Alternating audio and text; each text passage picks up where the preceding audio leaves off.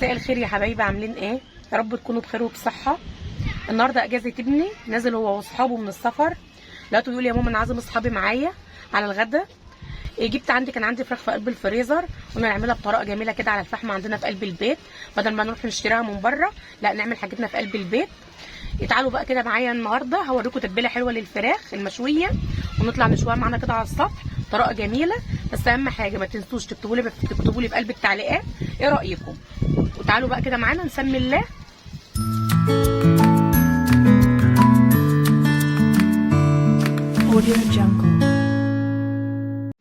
بسم الله الرحمن الرحيم.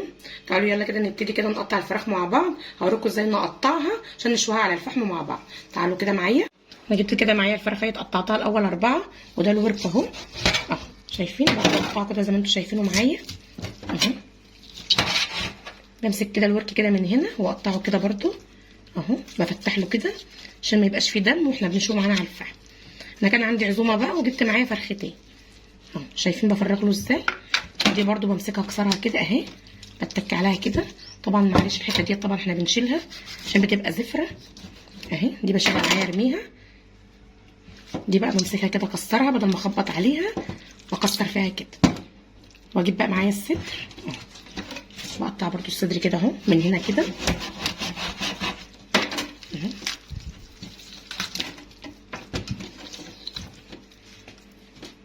بشيل الحته ديت طبعا اللي هي حته العظمه ديت اهي، دي برميها.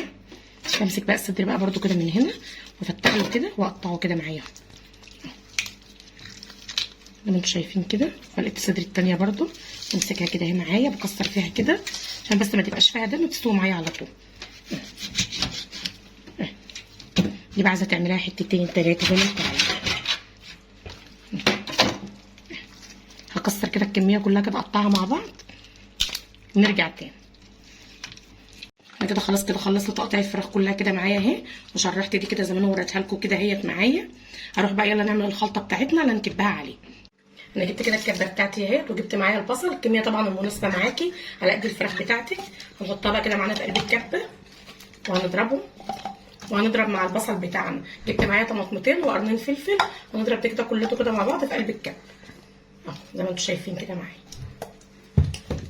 بحط شويه من الفلفل، شويه من البصل، شويه من الطماطم، واضربه كده مع بعض كده. خلاص كده الحاجه ضربتها كده معايا في قلب الكبه. ضربت البصل والفلفل والطماطم، هنحط بقى عليه بقى التوابل. حاطه دلوقتي ديت معلقتين من الفلفل الاسمر، حطيت انا حالا معايا معلقتين. واحط معايا بهارات فراخ برده، حاطه معلقتين من الصغيرين، معلقه شاي الصغيره عشان طبعا انا عندي كميه. وحطيت طبعا الملح حسب حدقك انت بقى برده، بتحدقي بتدوق معاكي وتحدقي.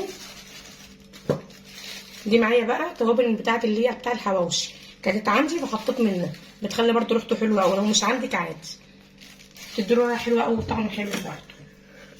طبعا حبه سكر، ما بكترش، نص معلقه اللي هي الصغيره، وشويه خل، معلقتين مثلا خل، ما بكترش برده عشان ما ينشفهاش معايا. والليمون طبعا عصر معايا الليمون كده. خلاص عصرت الليمون، اقلبهم بقى خلاص كده جامد كده مع بعض. بهرسهم خلاص كده هما بالمعلقه او بايديكي اهو.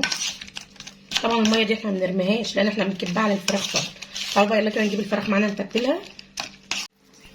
اللي وراك معايا اهي، شوف بقطعها ازاي.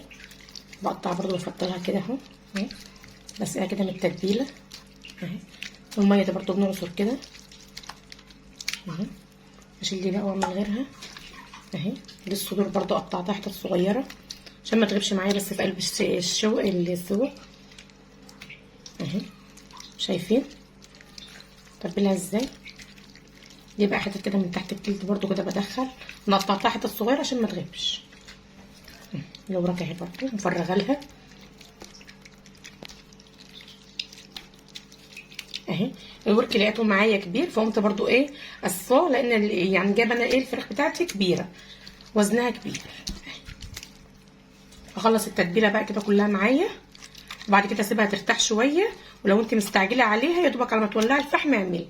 انا هعمل على طول لان انا ابني جاي من السفر وعازم اصحابه بقى وكده، فانا مستعجله. ولعنا كده معانا بقى الفحم اهوت على السطح هرص بقى كده معايا الفراخ حته حته كده.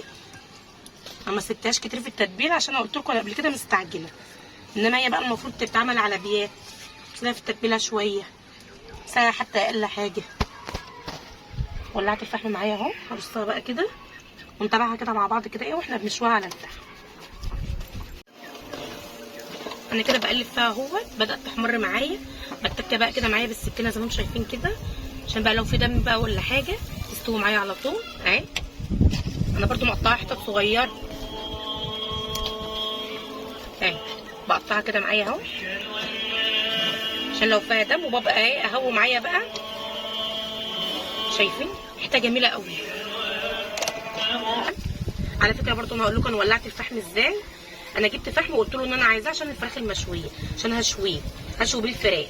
انا مسكت حتتين كبار كده ولعتهم عندي على البوتاجاز، بعد كده قمت حطهم معايا بقى في الشوايه اللي انا جايباها دي، وبدات احط عليه بقى حته بحته كده لحد ما ما ولع معايا. الشوايه ده على فكره سعرها رخيص جدا، بتجيبها من بره وتبقى عندك، ولا تروح تشوي بره ولا اي حاجه. سعرها ما بيكملش حتى ال 100 جنيه وتبقى عندك على طول. كل فتره كده بتبل الفراخ زي ما انتم شفتوا التتبيله دي، وبطلع بقى بتبقى بصراحه جميله احسن من بتاعه بره، وغاسله معاك الفراخ ومنضفاها وتتبيله على ايدك نظيفه، وحاجتك بتبقى جميله وما بتاخدش معاكي وقت، صراحه جميله جدا. باخد كده بقى من الميه بتاعه التتبيله اللي هي كانت معانا، اشوف بس كده الفراخ تبقى جميله قوي، ريحتها جميله جميله جميله. وبقلب برده كده تاني فيها عشان لو حته كده برده مش مظبوطه عشان ما تبقاش فيها دم، بنشفها خالص كده معانا. شايفين بس كده كلها متتبله. طبعا يا سارده كده كده معانا ميه اهي، شايفينها؟ ما باخدها دي بقى، ما برميهاش، دي ميه البصل. باخد كده بقى وبس يعني مش قادره اقول لكم بصراحه الريحه عامله ازاي. هتجربوها ولازم تجربوها وان شاء الله تعجبكم. كل شويه كده بقى بقطع فيها كده عشان اشوف استوت ولا لا اهي. انا كده على فكره خلصت، دي اخر حاجه معايا بقى، وبعد كده ننزل نقدمها مع بعض ونوريكم بقى ايه شكلها الاخير.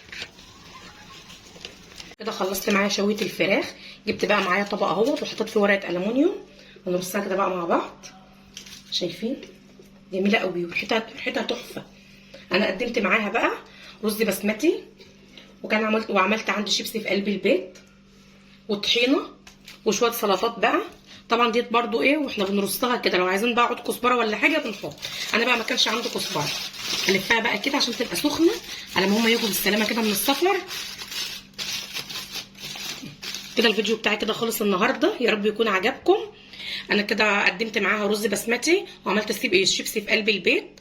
ان شاء الله هعملها لكم فيديوهات تانية عشان ما رضيتش اطول عليكم في الفيديو ده. بس اهم حاجه ما تنسوش اللايك والاشتراك في القناه، وفعلوا الجرس على كلمه الكل عشان يوصل لكم كل جديد. السلام عليكم ورحمه الله وبركاته.